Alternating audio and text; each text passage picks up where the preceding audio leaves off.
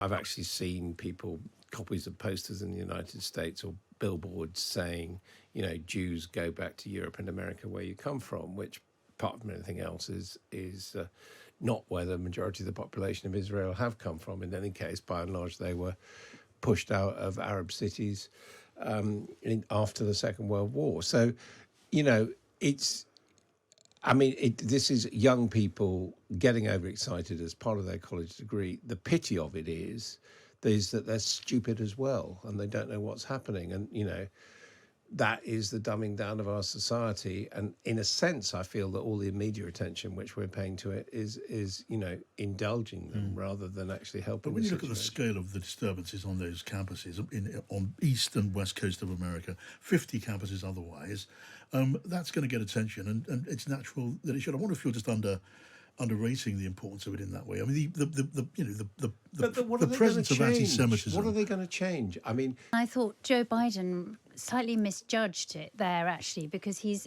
yet again lecturing the students, coming out as a sort of elderly grandfather, telling them off for what they're doing. But actually, he hasn't addressed the reason they're protesting. So he talks about the sort of morality of the situation, matter of fairness. But actually, he hasn't really talked about what they're worried about, which is the situation in Gaza, and really confronted that. And I think what's so significant for me is it's now becoming a huge electoral issue for him. Yeah. So at the last election, Biden had a lead of 59 to 35 among younger voters. Now, Biden is trailing Trump among those under 35 by 51 to 40. Yes. So it could actually flip the election, and I don't think he's handling it in the right way at all. That's an interesting and an important point. As you say, we're talking about young people who, students and people of that age into their 20s and so on, who did so much to help Barack Obama get elected twice, did a huge amount to get Joe Biden elected back in 2020. And in a tight contest, he's going to need that young demographic to be on his side. And this is now. And it's amazing they're now in favour of Trump. Well, or ready to turn their back on all of them. Well, maybe. Yeah. But I mean, there is that gap. I mean, I think Rachel's entirely right, and the political implications of a significant shift in voting away from the left of centre parties in this country or in the United States as a result of Gaza could be very severe and could well change elections. And indeed, one or two councils people are going to be watching this evening. That said, I think everyone is getting overexcited about this. Do you? I mean, yeah, I do. I think, honestly, I think this is part of the university experience. We haven't seen this since the 1968. Well, come on, we had Black Lives Matter, which I think was a much bigger outrising on the streets. It wasn't college students and it wasn't Ivy League to the same extent, but we had that degree of confrontation, and we had some cities in Oregon where it was going on night after night, and people were getting killed, and I think that was a serious social expression. I really think this is part of your tuition that you can talk about in your generation about when you had an encampment and you confronted the police, and by American standards, or indeed by the standards of some of the protests which we've seen in this country, this is all pretty mild, sanctimonious stuff. I think the thing that is concerning about it is that in the support for the Palestinians and the flying of the Palestinian flag, we are seeing some really unpleasant things being said about Israel, which in a lot of cases actually don't accept the right of Israel to exist. Palestine shall be free from the river to the sea. And, I've actually seen copies of posters in the United States or billboards saying, Jews go back to Europe and America where you come from, which, apart from anything else, is not where the majority of the population of Israel have come from. In any case, by and large, they were pushed out of Arab cities after the Second World War. So, this is young people getting overexcited as part of their college degree. The pity of it is that they're stupid as well, and they don't know what's happening. And, that is the dumbing down of our society. And in a sense, I feel that all the media attention which we're paying to it is indulging them rather than actually helping. But when you look at the scale of the disturbances on those campuses on east and west coast of America, 50 campuses otherwise, that's going to get attention, and it's natural that it should. I wonder if you're just underrating the importance of it in that way. I mean, the presence of anti-Semitism. What are they going to change? I mean, you could say that about protests about almost. Well, no, you can't. You can say actually, the equivalent which everyone's drawing is the anti-Vietnam protests. Yes. Well, the anti-Vietnam protests persuaded Lyndon Johnson not to run for the presidency, and B, they were about something that actually directly affected that generation, because some of them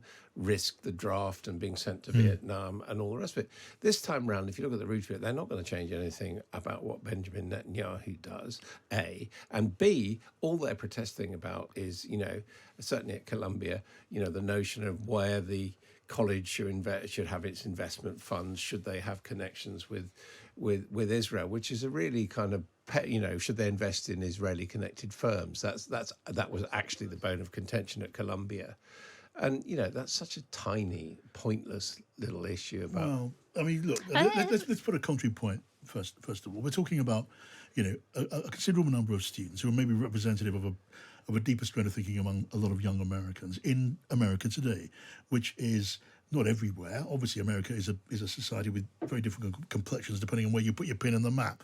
But in these coastal, on the east and the west coast, these big cities, you're talking about an ethnically and religiously diverse population, and you're seeing some evidence of that. This is not just about activists, and we're not, I don't think, talking just about revolting anti-Semitism or extreme views about Israel's right to exist. These are, I think, it's being pointed out, and I think fairly, you're talking about young people in America identifying with the people of Palestine caught up in this, innocent people being given the very rough end of the stick. Privileged young people in America who don't actually, and they're the ones. That's why people are talking about these colleges. We're not talking about,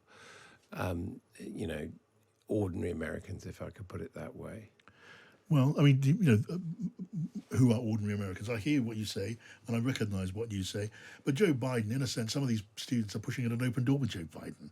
He's already trying to lean on Benjamin Netanyahu to let more aid into Gaza, not to go ahead with the invasion of Rafah, and some in his party are threatening to rise up in rebellion to push the president even further. And one imagines if the Rafah invasion goes ahead, which it might, then what we're seeing now, it could be just the beginning. Yeah, I think it's symptomatic of this sort of very divided society at the moment in America, and that there's a lot bubbling under the surface. And then that gets triggered by lots of different issues. But in terms of Netanyahu, I think, and Biden, it's almost as if Biden was caught in this old view of what Israel was like over historically. And now he's suddenly been realised that Netanyahu is a very different kind of Israeli leader to previous ones. And he's suddenly he's had to shift, but he's not done it quickly enough, and he's being caught out left, right and centre. Yeah, I'm going. But he shifted before the protest, that's my point. Oh, no, yeah.